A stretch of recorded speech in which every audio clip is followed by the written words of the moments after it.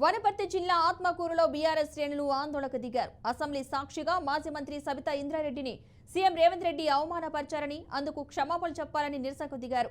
ఈ సందర్భంగా కాంగ్రెస్ ప్రభుత్వానికి వ్యతిరేకంగా నినాదాలు చేశారు. ఒక మహిళను అవమానించడం సిగ్గుచేటు అంటూ మండిపడ్డారు.